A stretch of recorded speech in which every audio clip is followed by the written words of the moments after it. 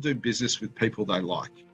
And so building those relationships and building a community feel where people feel, hey, I need some help. Nothing beats getting in a room together and just throwing stuff up on a whiteboard and seeing what sticks and what slowly slides off as you investigate it further. It's one thing to be able to say, hey, we know what the issues are. It's something entirely different to be able to say, and here's what the really smart CEOs are doing about it. So welcome to another episode of The Mind Behind. Again, I'm really lucky to have a high quality guest in the shape of Russell Dalgleish.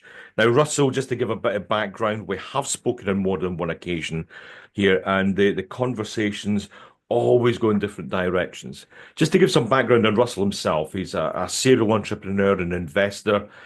He's an advisor to government and business leaders, and probably in the business community, most well known for founding the Scottish Business Network. So we do have a quick chat about why he's got a mission to connect over 100,000 people by the end of the decade who are interested in Scotland, not just Scottish, but interested, have kind of that link, and why that's a personal mission to him. We talk about kind of building trust and authenticity in business and why that's important, along with building community. Community seems to be something that's raising its head again, that is really, really important. And we also look at the link of between Dale Carnegie, which is obviously close to my heart, and Andrew Carnegie, who is also close to my heart, and how the American and the Scotsman are linked. Andrew Carnegie, for those who don't know, was a Scottish industrialist, made his money in the US, and then gave it all away.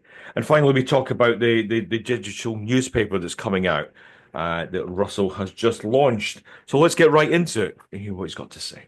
Russell, it's good to see you again. It's been a while. Yeah, it's good to see you as well. It's 9:30 at night here in Scotland. And we're just in at 8 o'clock in the morning in Sydney. Excellent. Welcome back. Look, big intro. You've got a lot going on. I know you are. First of all, how would you describe what you do? So I'm on a bit of a mission, I think is the best way to describe it. And it comes from a personal experience I had 25 years ago. But today what I do is I'm on a mission to connect Scotland with the rest of the world by utilising what we call our diaspora, or what we're now more and more calling our global Scottish family. So folks like yourself. And it's all about how by connecting these Scots around the world can we start doing more good for Scotland. And I've been doing it for 8 years now.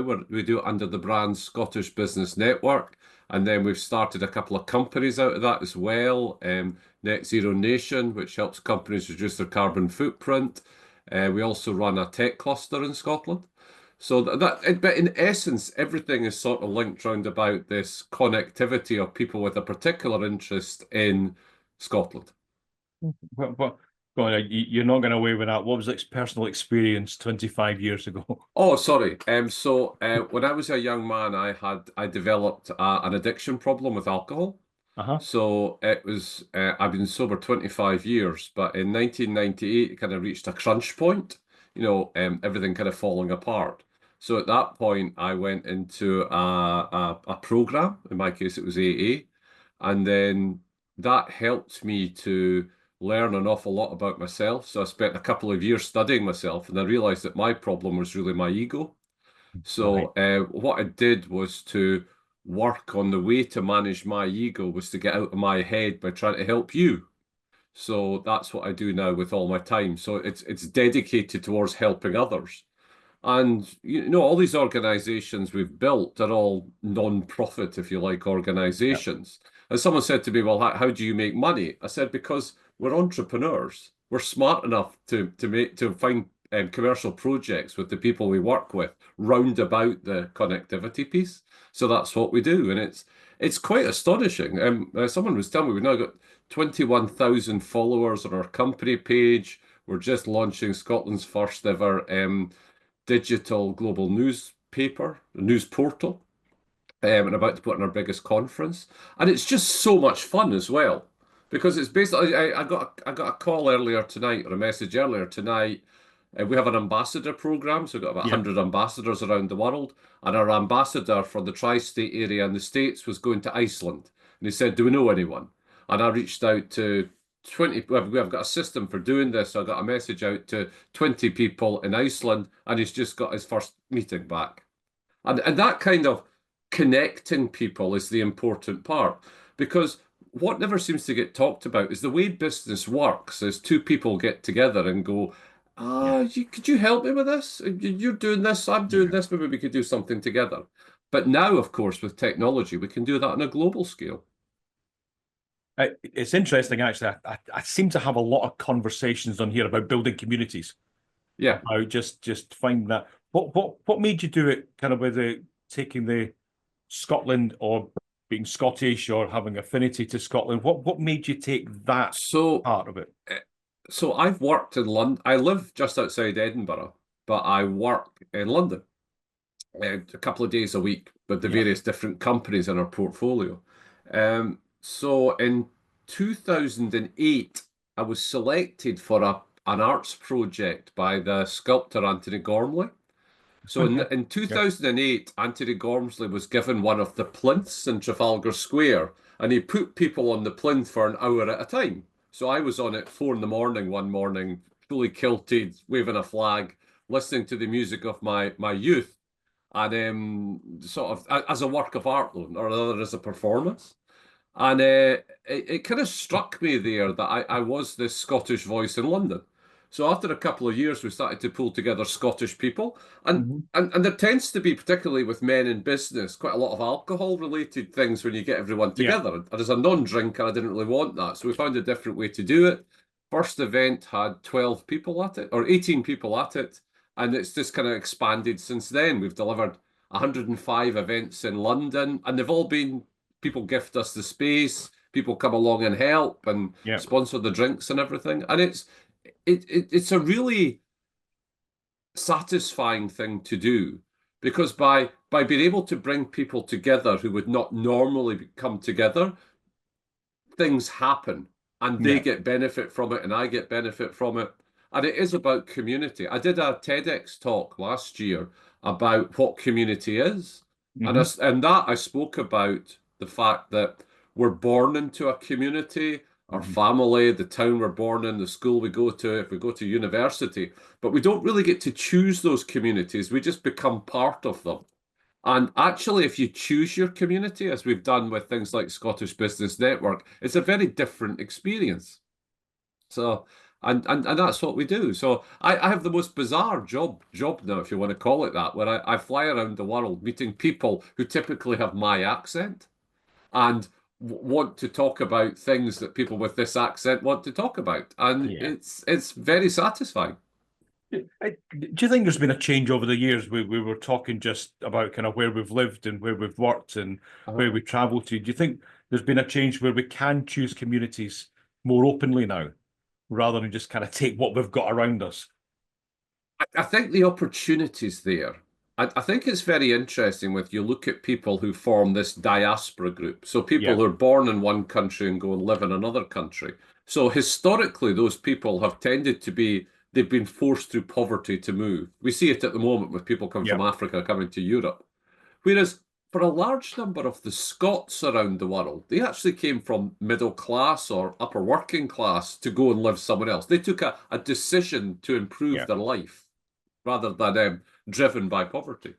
And these individuals had all the Scottish characteristics at home, but we weren't network builders, we weren't salespeople. But when we ended up in New York, we went, hang on, I don't know anybody. So I'm going to have to learn these skills. I'm going to have to learn how to build networks and how to help other people, how to learn about new culture. I've got a great guy who's one of our group, and I remember speaking to him, and he said he left Ayrshire at 12 years of age to go and live in Florida.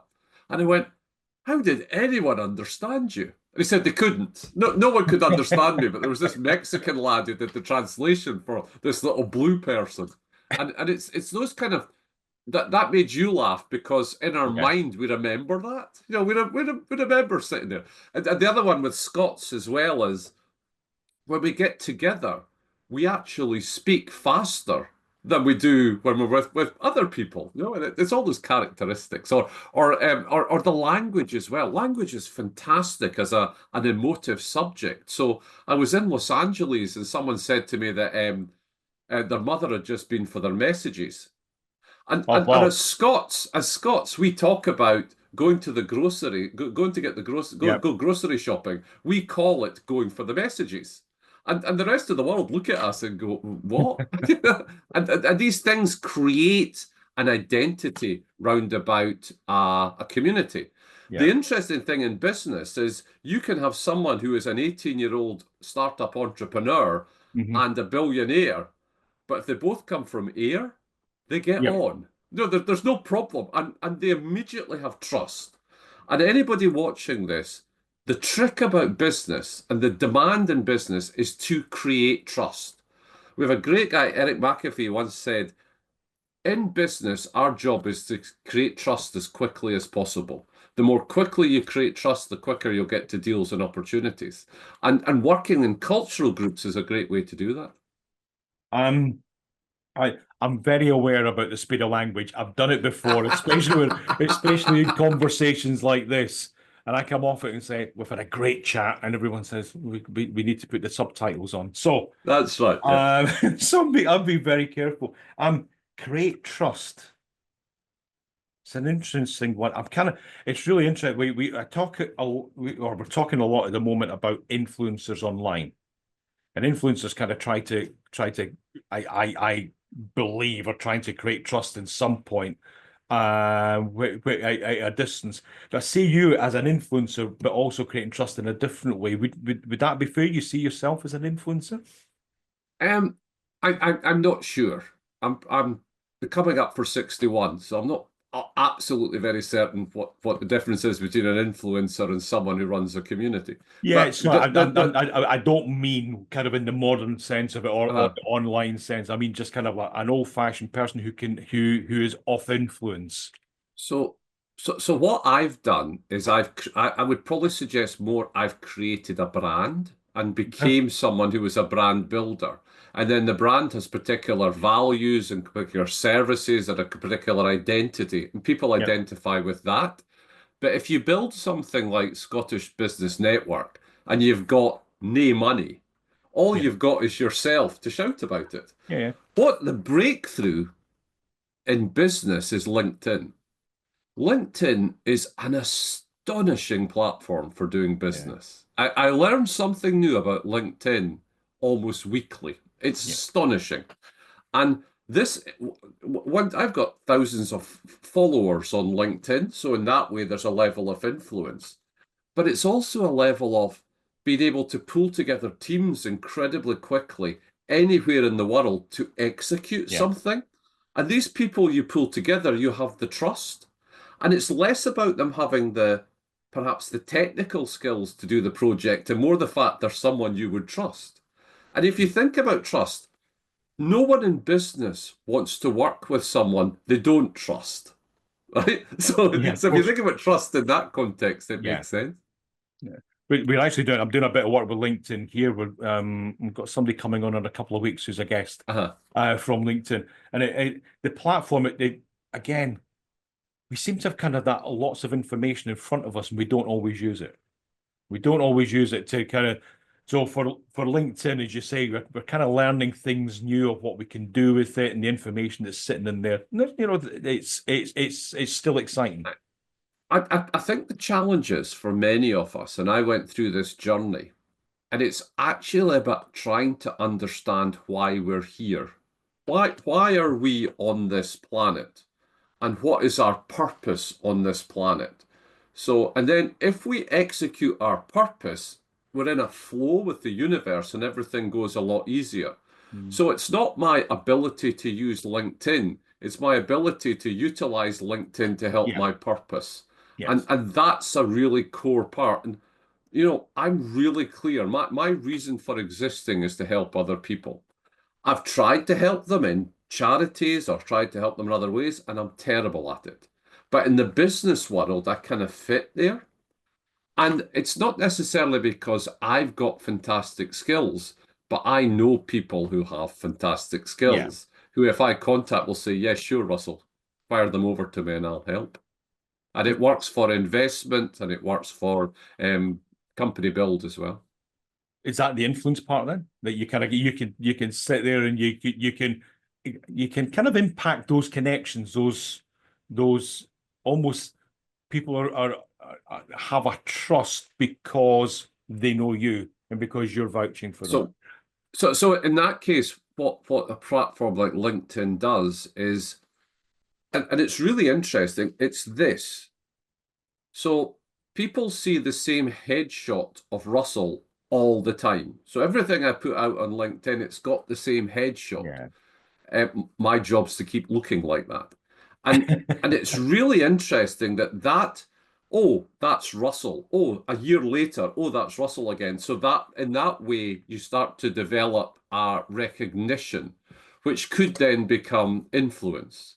So and if you look at something new that LinkedIn did, which was to launch its newsletter functionality, LinkedIn's newsletter is astonishing. I launched a newsletter at the start of the year, and I've now got 6,000 subscribers for a weekly newsletter. Wow. That is astonishing. And on old email and everything, that would have taken forever. Also, the thing about LinkedIn is the people who respond most quickly and in the most positive way to direct messages from a first connection are the most senior people. So the CEO of a multinational company, I drop them a note and I say, hey, I've just been at an event and I found this incredibly gifted student who would love to work for your company. And they come back 2 minutes later going, great, Russ, send them there. And that's something that people have got to understand. It's that utilization of it. Interestingly, with LinkedIn, I changed the way I use it all the time. But a year ago, I started to realize that I was forcing myself to be creative to come up with what they call posts or articles. And instead, what I started doing was journaling. So I'll just get up in the morning and what am I thinking about today? How does a business survive a storm? And I write a little piece about that and then adapt it so that it goes out as an article on LinkedIn. And that creates an honesty in the voice that I use. And that's had a great result. Really good. And my most successful post in the last 12 months, and it's completely against what LinkedIn people will tell you. So I put a post out on Christmas Day. I'd written it on Boxing, I'd written it on Christmas Eve, and I just pressed send on Christmas Day. And the article, you think about my influence, my community is people interested in Scotland. And my article was about the fact that in the 1850s, Christmas Day became a holiday in most of Europe. But not in Scotland until 1959. And people piled in on that more because it gave them the chance to say, and they used these words, I can remember my fither working on Christmas Day. And it took them to somewhere they maybe hadn't been for a long time. It was wonderful. Yeah. I mean, there was always sporting event. I think there was football matches in Scotland on Christmas Day. That was a regular occurrence. Does writing come easy for you? It's become easier with practice. So I've learned, or I have an ability to be quite happy with doing something and it not working. So I'll write something and people say, oh, there's spelling mistakes in it, or the grammar's bad, or that doesn't make any sense. It doesn't matter to me.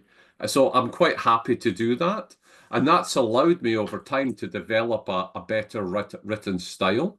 At the moment, I've been trying video a little bit as well. And again, it's not overthinking. It's simply going, bang, I was just thinking about this.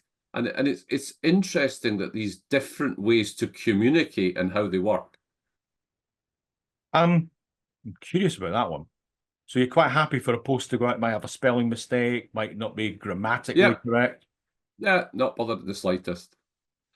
So and that is an unusual trait. That's unusual because I was brought up at school not to take risks. I was brought up at school not to make mistakes. But there was two key things from my childhood. One was my father telling me, you do everything yourself. You never ask for help. I can remember phoning him and him saying, "Why are you late coming to the house?" And I said, "Oh, we've had a puncture and I'm just waiting for the guy from the AA to come and fix the puncture." And he was furious. I said, "It's pouring with rain. I'm not doing it. We pay someone to do this, to come out and do that. So do it yourself." And the other one is, I can remember being at school and the teacher asking a question. I put my hand up and I got the question wrong. And that was everybody then piled on to make fun of you, and you felt humiliated. So you never answered the question again. Yeah. So I'd been brought up with those constraints. And it was only when I went to California in the 90s, I became to realize that to be successful in this world, you have to take risks, you have to be happy with mistakes, and you have to ask for help. What's that done for you, being able to do that and being able to? I know this sounds really simple, but actually putting yourself out there. You say that the consistency's in the face. You Yeah. want people to be able to see that and know that something's gone out there. You don't have to. It doesn't have to be perfect. What's that done for you? It's raised my ambition on what I can contribute, in my case, to my country. So at the present moment, I'm just about to launch a program to announce that we're going to try and build a community of 100,000 people by the end of the decade of Scots interested in Scotland around the world. Yeah. Now, that a few years ago, that would have seemed an impossible thing to try and do. And it now seems completely achievable because I've been empowered by people like yourself, these people round about the world that go, "Yeah, go for it. That's great. We'll help." I'm curious. It's really well known. Scottish, Irish seem to build communities wherever they go. Do you think there's something that's slightly different in the traits of Scots and Irish? In Sydney here, we've got a very strong Irish business community. I'm just curious. I think if you look at Los Angeles, for example, it's a city of unique. There's the Chinese community, the Afghan community. I don't think there's as much of a difference. I think the advantage is that people who've come from the UK have maybe been doing it for a bit longer, so are more senior level. And there's power and wealth there, which kind of helps as well on this journey. If we look at the latest American president is second or third generation Scottish. Yeah. And besides all the various things he's done, he's invested very heavily in Scotland and building golf courses. So that cultural link matters. So there's always kind of a drawback to it, no matter how. Well, I should ask you: is there a drawback to it? It is really. I remember Billy Connolly talking years ago saying he gets more Scottish the longer he stays away. Yeah, there is something about that. There is something about not just looking back romantically. I don't think, but certainly being proud of an identity, and having and just having something there that that there's. I don't know. I suppose one of the big words we were looking at yesterday, we were just looking at kind of some of the trends for this year and belongings coming back. Yeah. And I don't think it's ever gone away, but it's just being acknowledged that little bit more. And I've got a belonging in New York, having spent, a few years there. Got a belonging here. But my first, that initial, that everything is the foundation is a belonging to kind of Scotland and Scots.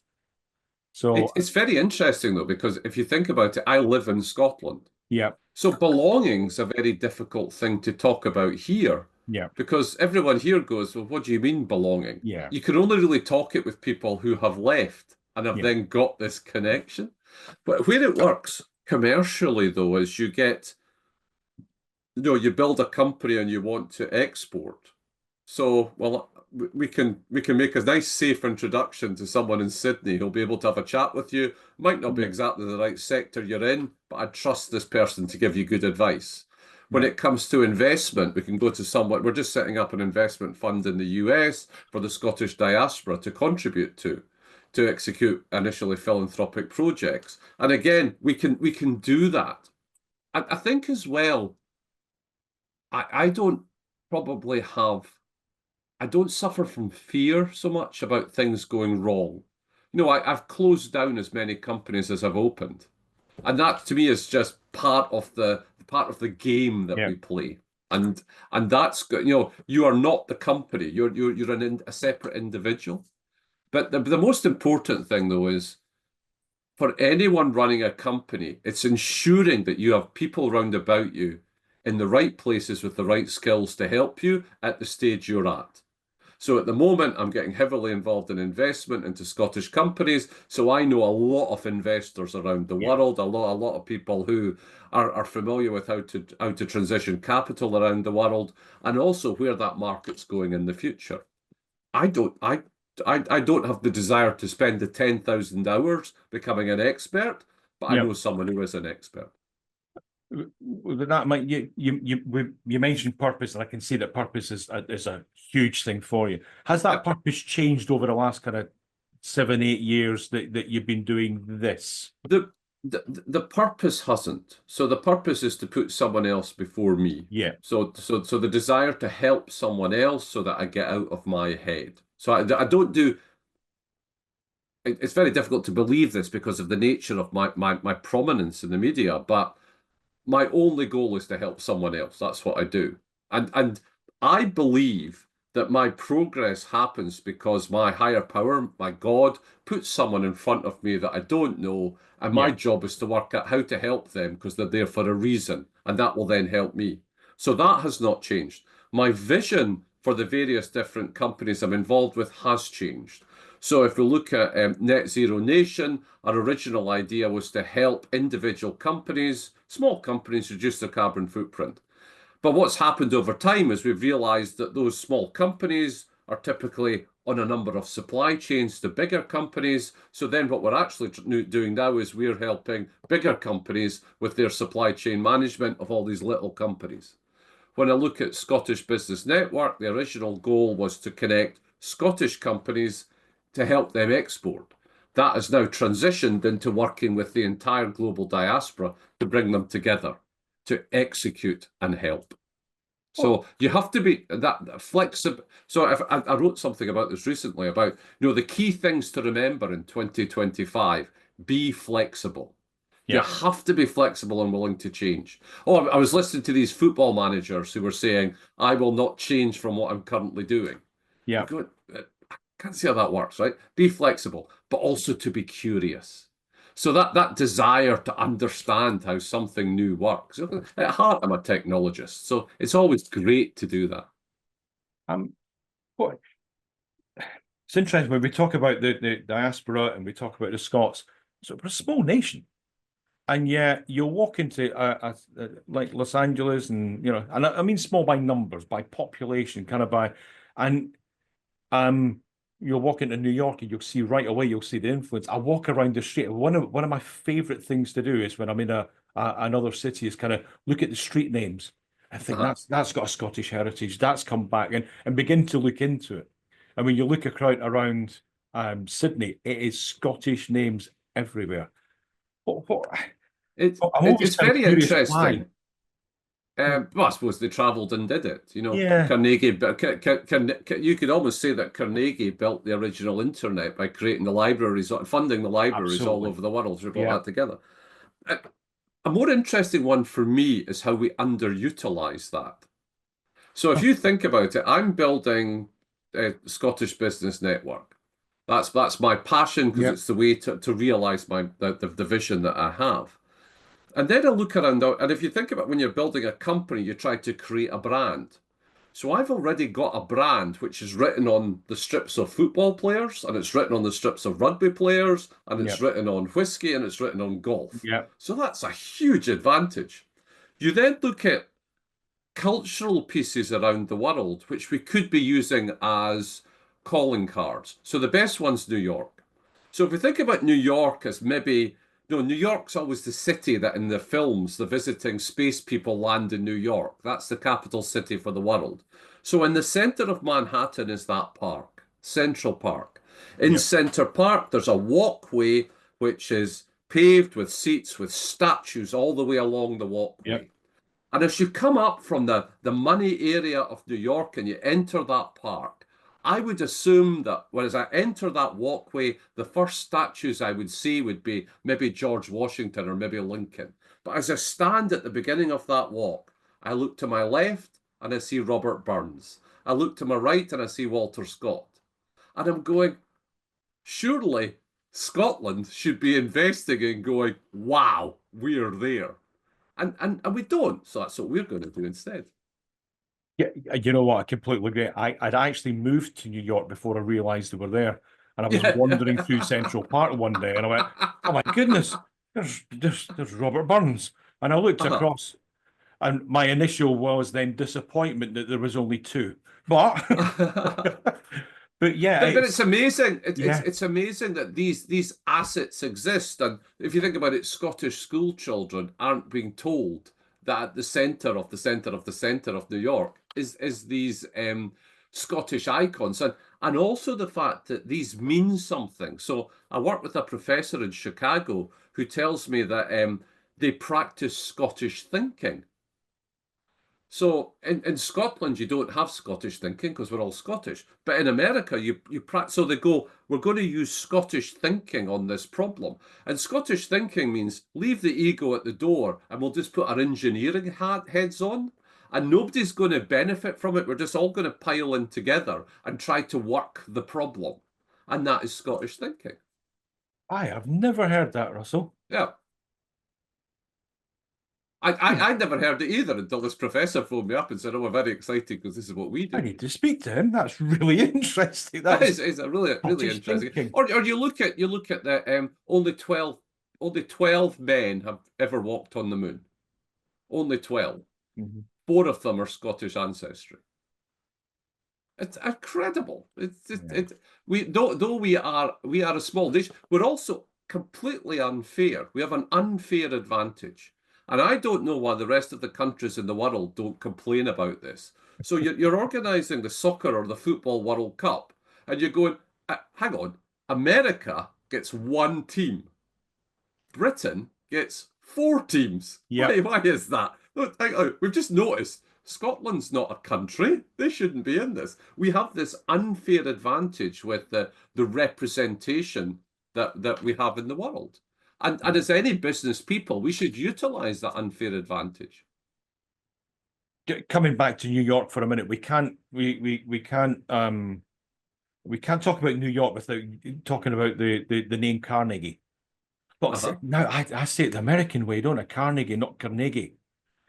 I had to learn how to say that. Obviously I'm working with Dale Carnegie. Here we've got Andrew Carnegie. You mentioned to me, I remember offline, that Dale Carnegie had some kind of influence on you. Yeah, I found, you read a lot of books when you're trying to find your purpose and try to find who you are. And I found the book, How to Win Friends and Influence People, pivotal.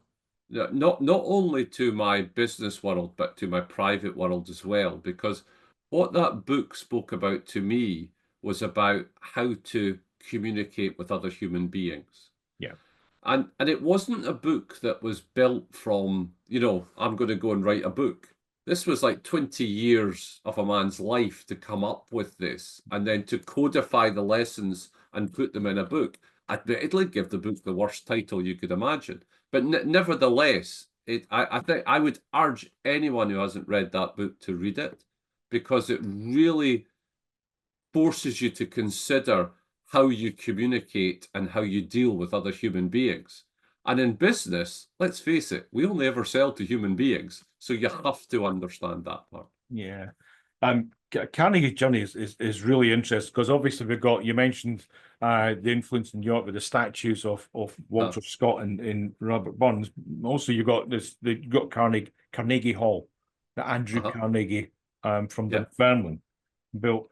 You talk about opportunity and about entrepreneurship and taking that. Yeah. Dale Carnegie actually changed his name to the same spelling as Andrew Carnegie. So it was spelled slightly differently. And I think the genius of it was he rented an office in the tower. So it was Dale Carnegie at Carnegie Hall, New York was his address. And I think that's a great idea. It is just that kind of that you take Andrew Carnegie, I am going to guess, would have loved that. Somebody who would have. So to me, to me, it's about brand. Yeah. So it's taking something that's a brand that's trusted, a brand that's successful, and then aligning yourself with that brand. Yeah. And it's really interesting that people like Andrew Carnegie are perhaps not as appreciated as much in their home country as they would be. And yes, Andrew Carnegie did some things wrong, but he was the first example of the industrialist who gave away his wealth. So it's interesting, these things. There is you realise as you get older in life, there's no black and white; it's all grey. But I think Carnegie is an amazing one, and he's amazing for me as well, Andrew Carnegie, because if you read his autobiography, you're in he leaves Dunfermline leaves Scotland at the end of chapter 1, but it's chapter 6 before he meets someone who's not Scottish, because when he landed in America, the people he met were exiled Scots and started to work with them, and then immediately there's trust. Oh, you're Dunfermline, I'm Dunfermline, off we go. It's very interesting. I think this and it comes a bit from like things like how we access data. So LinkedIn doesn't tell me who's Scottish. It doesn't have a button for that, but it does have a button for university. So that's a great way for me to start. When we started this, was to reach out and find people who'd attended a Scottish university or college. And anyone watching this, I would urge you to take a step back and think about what you're trying to do with your business and what data sets you can utilize in order to help you. Things like AI make that a lot easier today, but it's just to think about it. How do I ask that question? So if I was going to open up in New Zealand, for example, and I was interested in fish farming, well, LinkedIn's interface allows me to spot the people who are in that space. That's number one. The other one is to lose the fear of reaching out. Yeah. So if you're in business and you're passionate about the thing you do, you should have no fear about reaching out and telling people about it. No one ever tells you to, swear word away. What they do is they might just ignore your note. They might say it's not for them, but every now and then you hit someone who goes, "Yes, I'm interested." It's is losing the ego part of kind of being able just to do that, almost accept, allow people to respond however they're going to respond. Be good with it. Very good question. So it is about acceptance. So it doesn't matter to me if I win or lose. I'm highly competitive and play to try to win. Yeah. But if I win or lose at the end, it doesn't matter, because I'm now thinking about the next game. So I never have the pat on the back, well done, Russell, that's a great success. And I never have the, oh dear, that's not worked. So that managing the ego is the single most important thing that we all have to do. And we can forget about that, because what the ego does is it fills us full of self-worth. So, oh dear, I've written an article, I've put a spelling mistake in it, and Graham's pointed it out to me. Oh, that's terrible. Instead of going, that's fantastic, Graham. Thank you very much for spotting that. I've changed it. And it's all about removing that ego and managing that. I'll come back to Andrew Carnegie just for a moment to talk about ego. I went to see his grave up in Sleepy Hollow in New York State. And what really stood out to me, we could talk about what people's intentions were, and as you said, he kind of found a way, didn't always do things in the right way, but kind of faced it head on. His grave is a simple Celtic cross. Yeah. And then when you look at the rest of the cemetery, the Rockefellers have almost a third of the cemetery with different crypts and everything, and the wealth. And you go into any graveyard and you can see it, but not his. It's just a really simple, you would walk past it daily if you didn't know who it was. And it was almost just, that's the extension of, there's no ego. There's nothing. His legacy, I suppose, is the libraries and everything else and the university. It is, yep. No, go on. No, it's...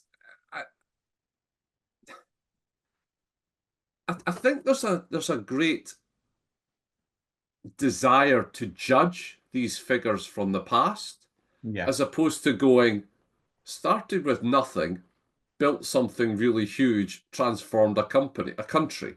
May not have done it all the ways we'd like to see it done, but nevertheless did that. That's got to be impressive. And this is the thing you get in America.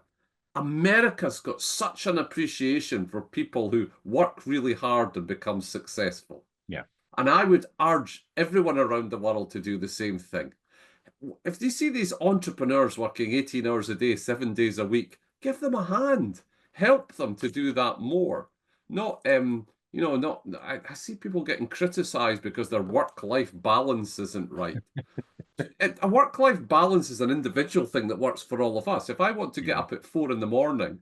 and do my emails, then that's up to me. Absolutely. Absolutely. We encourage our team here. We say work-life integration because we do as much. We actually do so much together. We've got a big trip coming up in 3 or 4 weeks' time that we're just kind of all piling in. And when somebody's doing something late, there's always someone else to help you. I'm curious. Yeah. Let's get on to kind of back onto business and let's look at this year. We just kicked off 2025. I've been looking at some of the trends that are going on. Very much similar to what we've had over the last kind of 3 or 4 years, probably. Return to office and all these kind of things are all the hot talking points. But technology's going to come in. Feels like 2025 is going to be one of those years that all these things we've been talking about are coming together. How do you see it? So I thought about this last year. If you think about it, we'll read a lot about a forecast for what's going to happen and how the world's going to be. We don't know. No. Right? We honestly have no idea what's going to happen tomorrow. We're all just guessing. Yeah. And we have to accept that it's a guess. The other thing is that we look at trends at a macro level, whereas actually the opportunities for 99.999% of us happen at a micro level. So there could be, all the markets could be crashing, but you could be doing quite well, or vice versa. It's all about trying to find what's happening in the world and how do you fit into that. So if I was in, say, Sydney, and I've got a great technology product, and I've done really well in Sydney, and I'm trying to work out what new markets to go into.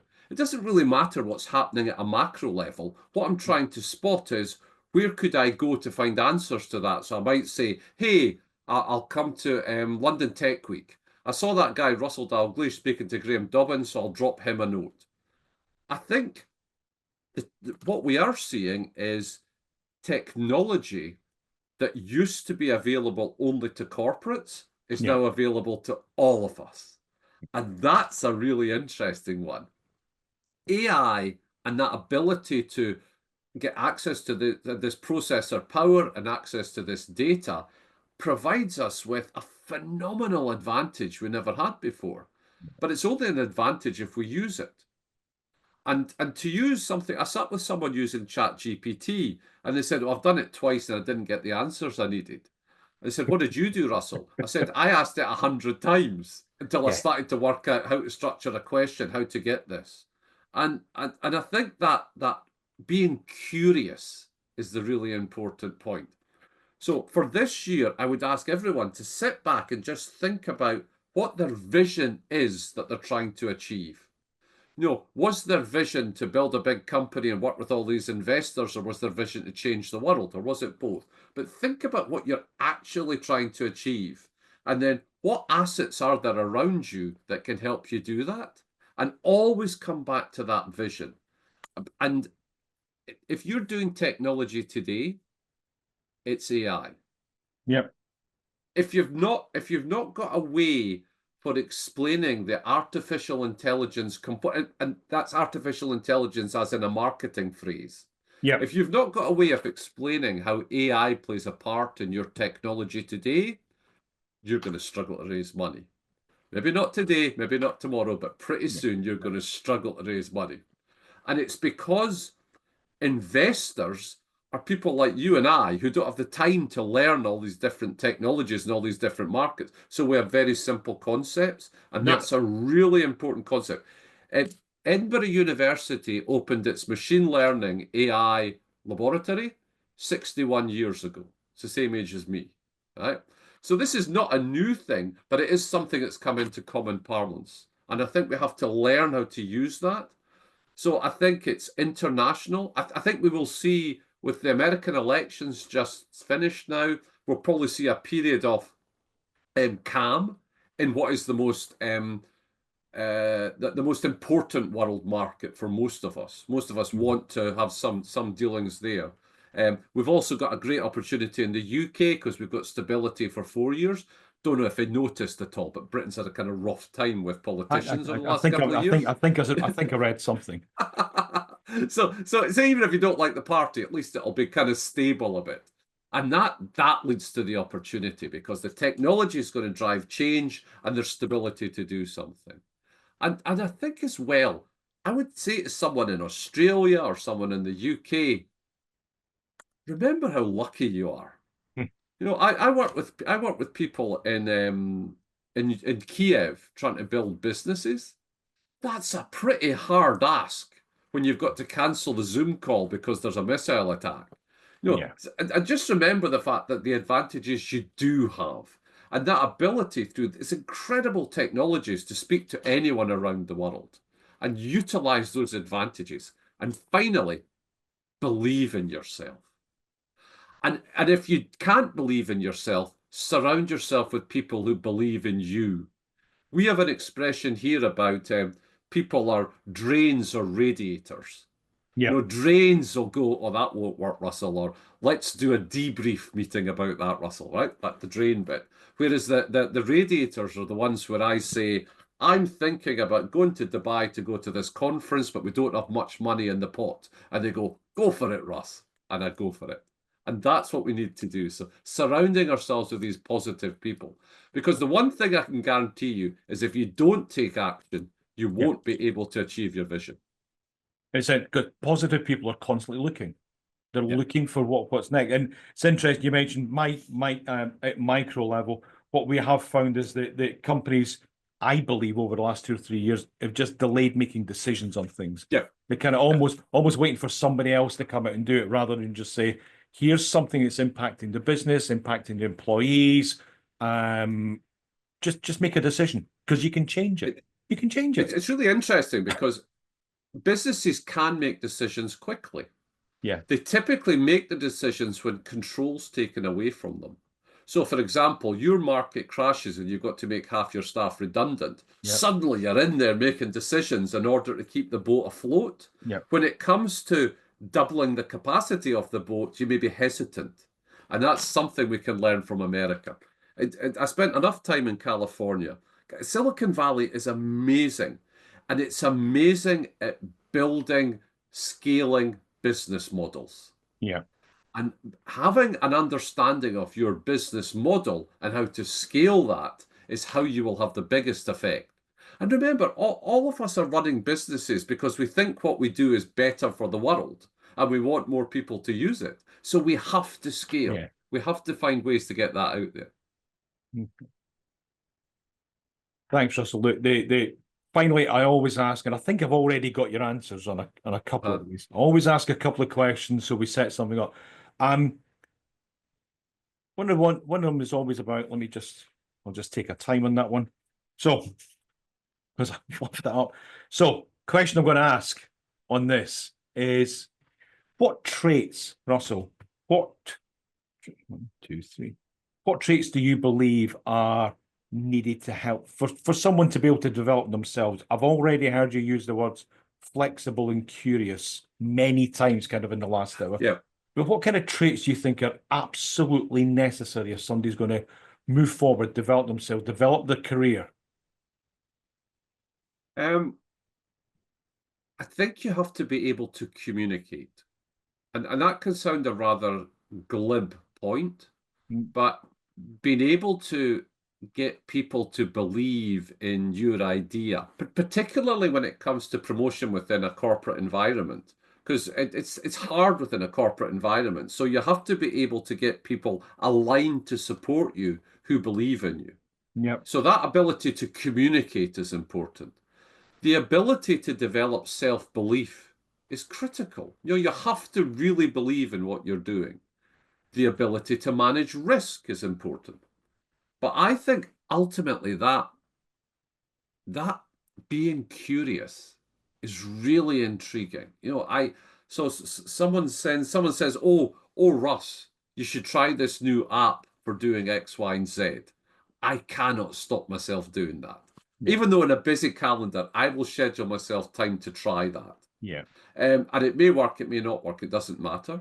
And I'm absolutely just besotted with trying to learn all these new things and what they can all do, and then to align them with how they can support me on my mission. So I think the curious piece is important, but it's also important to develop acceptance, where we accept the fact that win or lose, it's okay.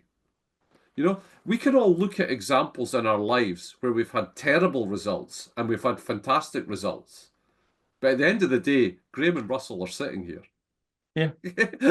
Yeah, we've got on with it. Developing the love of transitioning through the disaster to the other side, or transitioning through the success to the other side, is a really interesting experience. Because I'm curious about, how do I react to that? That's interesting. Yeah. So it's all about, there's a core thing about understanding yourself. Why are you here on this planet, and what are you supposed to be doing? And if you can spend as much of your time as possible doing that, you're going to have a great ride. So with that in mind then, one thing we love to do in this show is kind of leave people with some kind of challenge, some kind of like a next step. Because some of the stuff we're talking about might not be easy when we're talking about, it's a staged process of maybe believing in ourselves or losing that ego. What's something that you would say to someone, like, just go try that in the next week? Just try it. See what happens.